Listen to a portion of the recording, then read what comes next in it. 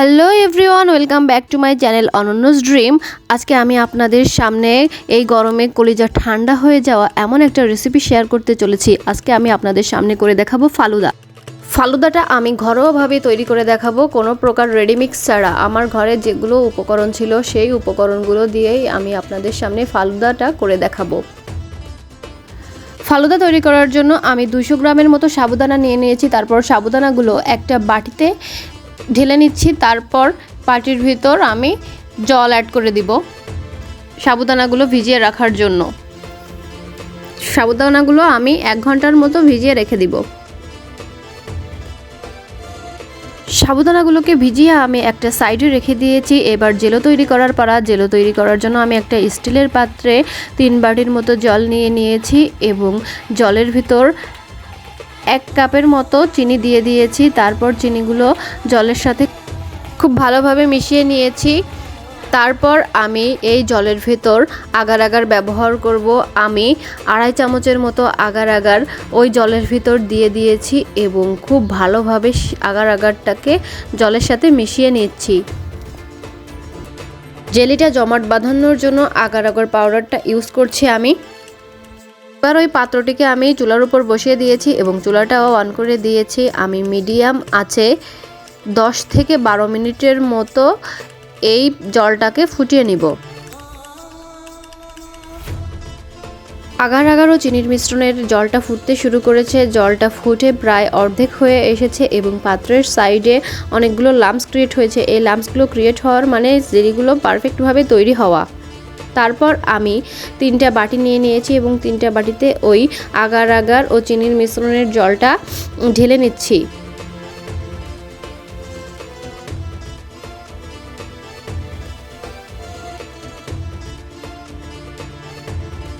যেহেতু ফালুদা তৈরি করছি আর ফালুদার ভেতর জেলিগুলো একটু কালারফুল হয়, সেজন্য আমি 3 রকমের ফুড কালার নিয়ে নিয়েছি। আমি প্রথমে রেড ফুড কালার, তারপর গ্রিন ফুড কালার, তারপর ব্লু ফুড কালার ওই আগার আগার ও চিনি মিশ্রিত জলের ভেতর গুলে নিচ্ছি। তারপর কিছুক্ষণ ঠান্ডা করে ফ্রিজে রেখে দেব জেলিগুলো সেট হওয়ার জন্য।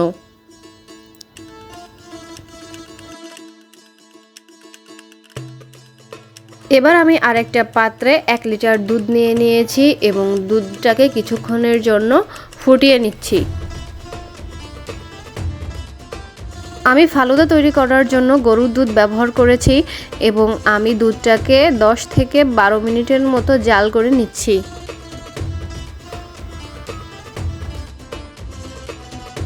এ পর্যায়ে আমি আগে থেকে ভিজিয়ে রাখা সাবুদানাগুলোকে দুধের ভেতর অ্যাড করে দিচ্ছি এবং কিছুক্ষণের জন্য ফুটিয়ে নিচ্ছি।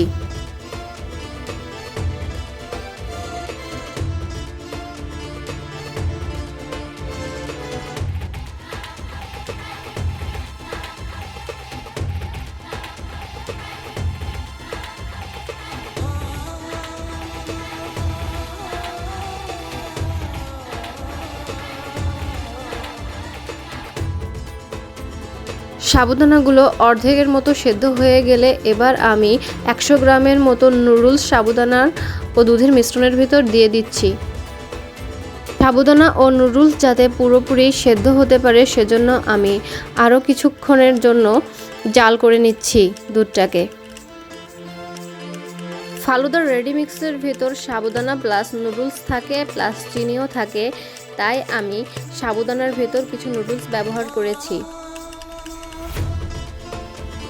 আমি সাবুদানা ও দুধের মিশ্রণের ভিতর 2 কাপের মতো চিনি ব্যবহার করছি যাতে মিষ্টিটা পারফেক্ট হয় এবং আমি তারপর আরও কিছুক্ষণ ধরে ওই মিশ্রণটিকে রান্না করে নিচ্ছি।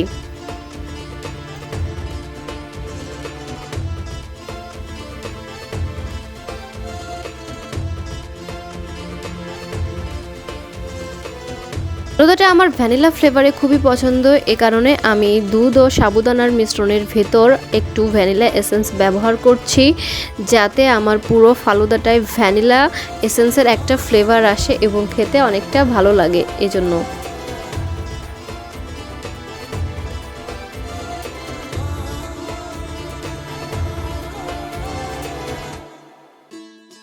সাবুদানা ও নুডলসগুলো পুরোপুরি সেদ্ধ হয়ে গিয়েছে। এবার আমি চুলাটাকে অফ করে দিয়ে সাবুদানার মিশ্রণটিকে চুলা থেকে নামিয়ে নিব। আমি এরকম অবস্থায় এসে চুলা থেকে সাবুদানার মিশ্রণটিকে নামিয়ে নিচ্ছি, কারণ এটা ঠান্ডা হয়ে গেলে আরও অনেকটা শুকিয়ে আসবে। এবার আমি একটা কাচের পাত্রে এই সাবুদানার মিশ্রণটিকে ঢেলে নিচ্ছি।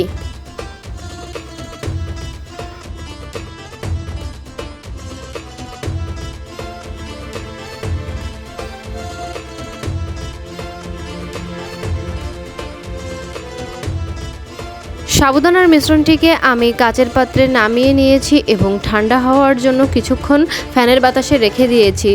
তারপর আমি এই সাবুদানা ও দুধের মিশ্রণটিকে 3 থেকে 4 ঘন্টার জন্য ফ্রিজে রেখে দিব। 3 থেকে 4 ঘন্টা পর জেলি ও সাবুদানার মিশ্রণটিকে আমি নর্মাল ফ্রিজ থেকে বের করে নিয়েছি এবং কিছু ফলও আমি কেটে নিয়েছি। এবার আমি জেলিগুলোকে কেটে আপনাদের সঙ্গে শেয়ার করছি।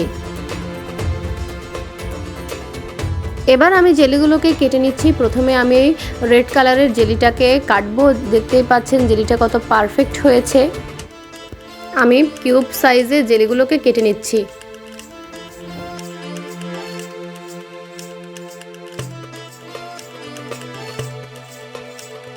এবার আমি ওই একইভাবে গ্রিন কালারের জেলিটাকেও কেটে নিব। আপনারা দেখতেই পাচ্ছেন জেলিগুলো কতটা পারফেক্ট হয়েছে।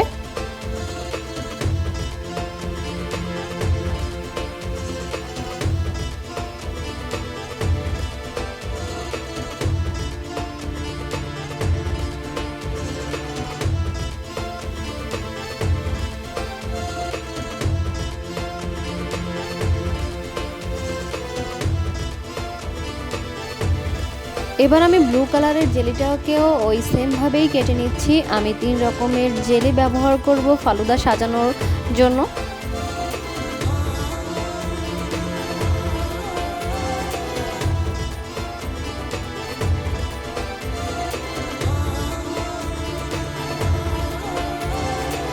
এবার আমি সাবুদানা ও দুধের মিশ্রণের উপর কিছু ফলের টুকরো দিয়ে দিচ্ছি। আমি এখানে আপেল কুচি করে নিয়েছি, সাথে কলা নিয়েছি এবং বেদানা ও আঙ্গুর ফল নিয়েছি।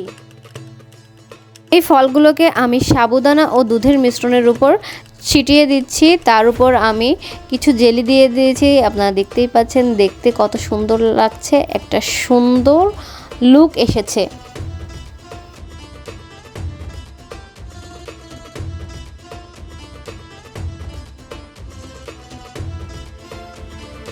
এবার ফালুদাটাকে গ্লাসে সাজিয়ে নেওয়ার পালা। সেজন্য আমি 2টা গ্লাস নিয়ে নিয়েছি এবং 2টা গ্লাসে 3 রকমের জেলি একে একে দিয়ে দিচ্ছি। তারপর 2 টুকরো বরফ কুচি দিয়ে দিয়েছি। তারপর আমি সাবুদানার ও দুধের মিশ্রণটি দিয়ে দিয়েছি। তারপর আমি কিছু ফল দিয়ে দিয়েছি, যে ফলগুলো আমি কেটে রেখেছিলাম সেই ফলগুলো আমি দিয়ে দিয়েছি। তারপর একে একে আমি এভাবে করে সাজিয়ে নিচ্ছি। আপনারা দেখতে থাকুন আমি কিভাবে করছি কাজটা।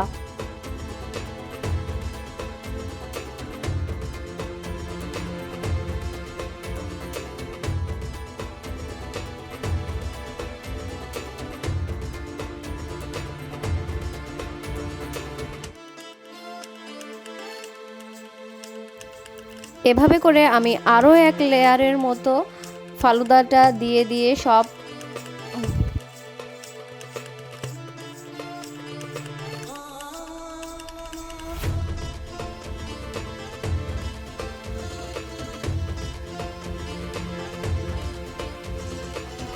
এভাবে করে আমি আরও এক লেয়ারের মতো করে ফালুদাটাকে সাজিয়ে নিয়েছি। আপনারাও আপনাদের পছন্দ মতো ফল দিয়ে ফালুদাটাকে সাজিয়ে নিতে পারেন।